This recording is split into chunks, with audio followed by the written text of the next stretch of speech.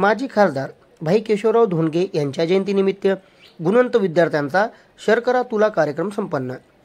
सविस्तर बातमी अशी की मन्याड खोऱ्याची वाघ तसेच माजी स्वातंत्र्य सैनिक माजी खासदार व आमदार भाई केशवराव धोंडगे यांच्या जयंतीचे औचित्य साधून लोहा कंधार मतदारसंघातील भारतात व राज्यात प्रथम द्वितीय तृतीय आलेल्या विद्यार्थ्यांचा शर्करा तुला करण्यात आला असून या कार्यक्रमाला विद्यार्थ्यांसह पालकांनी मोठी गर्दी केली होती।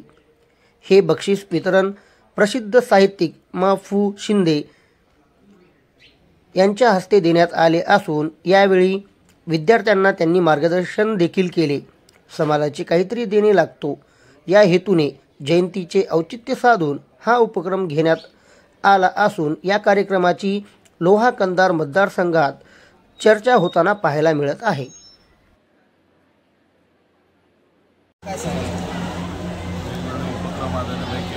साहेबांच्या जयंतीच्या निमित्तानं करण्यात आले जे आपल्या कंधार लोहा तालुक्यामधील जे गुणवंत विद्यार्थी आहेत त्यांचा सत्कारच नव्हे तर त्यांनी घालून दिलेल्या परंपरेप्रमाणे शर्करा तुला सुद्धा त्या ठिकाणी आपण करण्यात आली।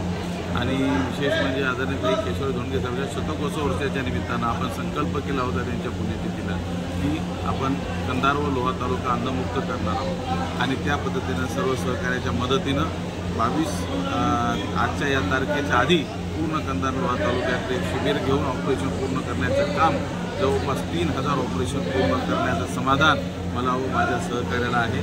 आणि मागणीनंतर पुन्हा या कंधार लोहा तालुक्यामध्ये जे राहिलेले आहेत त्यांच्यासाठी पुन्हा शिबिर आपण सुरुवात केलेली आहे आणि त्यांच्यासाठी ऑपरेशनाचंही काम लगेच सुरू होईल। काय वाटतं कसं आहे लोकांमध्ये चर्चा आहे कारण सामाजिक बांधिलकी जपत आपण जे काही समाजाचं काम करण्याचा प्रयत्न आपण अल्पसा केलेला आहे आणि खऱ्या अर्थानं माझ्या आयुष्याचा सारच हा आहे की आदरणीय भाई केशवराव धोंडगे साहेबांच्या तत्त्वानं चालणं त्यांनी दाखवलेल्या मार्गावर चालणे आणि जो आदर्श त्यांनी या समाजापुढे महाराष्ट्रापुढे मन्याडपुढे ठेवला आहे तो आदर्श आपण जपण्याचं काम आपल्या माध्यमातून करायला आणि निश्चित केशवरावजी धोंडगे साहेबांची ही इच्छा होती की खऱ्या अर्थानं या मन्याडपुऱ्याचा बुलंद आवाज जो प्रामाणिक तळागाळातल्या 18 पगड जाती धर्माच्या लोकांना सोबत घेऊन काम करेल असा त्या ठिकाणी गेला पाहिजे आणि त्यांचं स्वप्न निश्चित येणाऱ्या काळामध्ये आपण पूर्ण करू।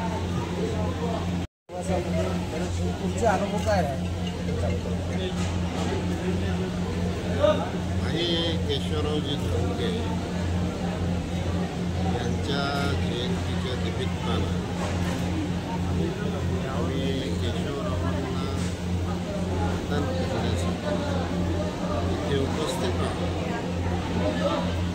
आणि माझ्या दृष्टीनं त्याच्या अंतःकरणात आजही केशवराव आहेत त्यामुळं मी वंदन करतो।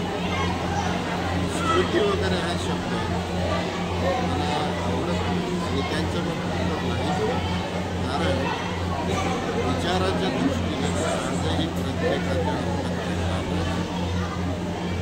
मी तर लहान होतो तेव्हापासून केशवरावांच्या वक्तव्याची केशवरावांच्या लेखनाची केशवरावांच्या शैलीची आणि केशवरावांची राजकारणातली जी मांडणी आहे सत्तेच्या पलीकडची परंतु जनतेच्या सुखासाठी कल्याणासाठी हितासाठी त्यांची जी मांडणी आहे ती सुद्धा फार अलौकिक आहे। हे प्राचीन तत्त्वज्ञ जे होते त्यांनी राज्यशास्त्रामध्ये ज्या पद्धतीनं मांडणी केली तसंच केशवरावजी यांचं सुद्धा राज्यशास्त्र जनतेच्या दृष्टीनं आणि ज्या जनतेतून आपण सत्ता मिळवत असतो त्या सत्तेच्या दृष्टीने वेगळं राज्यशास्त्र म्हणून ते नुसते नेते नव्हते ते राजकीय विचारवंत म्हणून सुद्धा मला फार थोर वाटतं। सर्व अंगांनी आपण जेव्हा विचार करतो तेव्हा अष्टपैलू व्यक्तिमत्व तर होतंच परंतु ते अलौकिक व्यक्तिमत्व प्रत्येक कालखंडात असं एक अलौकिक व्यक्तिमत्व होऊन जातं। शिवकाळामध्ये शिवाजी महाराजांचं अलौकिक व्यक्तिमत्व होतं, वर्तमान काळामध्ये हाच अलौकिकपणाचा धागा पकडून तुलनात्मक नाही परंतु स्वतंत्र असा किशोररावांचं व्यक्तिमत्वही अलौकिक व्यक्तिमत्व.